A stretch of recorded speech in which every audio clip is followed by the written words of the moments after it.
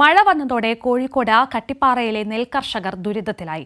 കാലം തെറ്റിയ മഴ കാരണം പ്ലാപ്പറ്റ പാടശേഖരത്ത് വെള്ളം കെട്ടിക്കിടന്ന ഏക്കർ കണക്കിന് നെല്ലാണ് നശിച്ചത്. ചുറ്റപ്പെട്ട കട്ടിപ്പാറ പഞ്ചായത്തിലെ പ്ലാപ്പറ്റയിൽ ജനകീയ ചെറുത്തുനിൽപ്പിന്റെ ഭാഗമായാണ് വയലുകൾ ഇപ്പോൾ അവശേഷിക്കുന്നത്.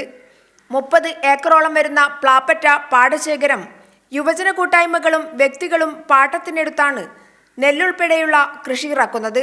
എന്നാൽ രാപ്പകൽ ഭേദമന്യേ കാട്ടുപന്നികൾ കൂട്ടത്തോടെ എത്തി കൃഷി നശിപ്പിക്കുകയാണ്. ഇവയോട് ചെറുത്തുനിന്ന് കൃഷി സംരക്ഷിക്കുമ്പോഴാണ് കാലം തെറ്റിയ മഴ വില്ലനായി എത്തിയത്. ഉയർന്ന പ്രദേശങ്ങളിൽ നിന്ന് കുത്തിയൊലിച്ചെത്തിയ മഴവെള്ളം നെൽപ്പാടത്തേക്കൊഴുകി. പന്നികൾ മറിച്ചിട്ട നെൽക്കതിരുകൾ വെള്ളത്തിൽ മുങ്ങിയതോടെ വിളവെടുക്കാൻ പോലും വയ്യാത്ത അവസ്ഥയിലായി. ഈ കാലാവസ്ഥയിലെ വ്യതിയാനം കൊണ്ട് തന്നെ ഇറക്കിയത് പോലും കിട്ടില്ല. ആ സമയത്താണ് ഈ പന്നിശല്യം. അതിരൂക്ഷമായ പന്നിശല്യം കൊണ്ട് നമ്മൾ ഒരാഴ്ചയോ മാസങ്ങളോ നിന്നിട്ട് കാര്യമില്ല. ഒരു ദിവസം ഉറക്കമില്ലെങ്കിൽ അന്ന് പന്നി കുത്തി പോകുന്ന അവസ്ഥയാണ്. അപ്പോൾ അതിനൊക്കെ ശാശ്വതമായ പരിഹാരവും ഗവൺമെൻറ്റിൻ്റെ ഭാഗത്തുനിന്നും മറ്റ് എല്ലാ രീതിയിലും ഉണ്ടാവണം. എന്നാൽ മാത്രമേ ഈ കൃഷി ഈ നെല്ലൊക്കെ ഇതേപോലെ നിലനിന്ന് പോകാൻ പറ്റുള്ളൂ. രാത്രിയിൽ സംഘം ചേർന്ന് കാവലിരുന്നാണ് കൃഷി സംരക്ഷിക്കുന്നത്. പകൽ സമയത്ത് മറ്റ് ജോലിക്ക് പോകാനും കഴിയില്ല.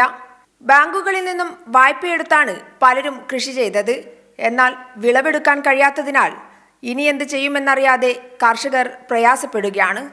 വേനൽക്കാലത്ത് കൃഷിയിടത്തിലേക്ക് വെള്ളമെത്തിക്കാൻ 20 ലക്ഷം രൂപ ചെലവഴിച്ച് കുളം നിർമ്മിച്ചിട്ടുണ്ട്. വെള്ളം ഒഴുക്കിവിടാനുള്ള കനാലോ മറ്റു സംവിധാനങ്ങളോ ഇല്ല. കനാലില്ലാത്തതിനാൽ മഴക്കാലത്ത് വെള്ളം കൃഷിയിടത്തിലേക്ക് പരന്നൊഴുകുകയാണ്.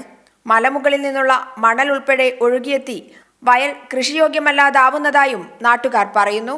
സമീപ പ്രദേശങ്ങളിലെ വയലുകളെല്ലാം മണ്ണിട്ട് നികത്തുമ്പോൾ പ്ലാപ്പറ്റ പാടശേഖരം സംരക്ഷിക്കാൻ നാട്ടുകാർ കാവലിരിക്കുകയാണ്. പ്രദേശത്തെ കാർഷിക സംസ്കാരം നിലനിർത്താൻ അധികൃതരുടെ സഹായം വേണമെന്നാണ് ഇവർക്ക് പറയാനുള്ളത്.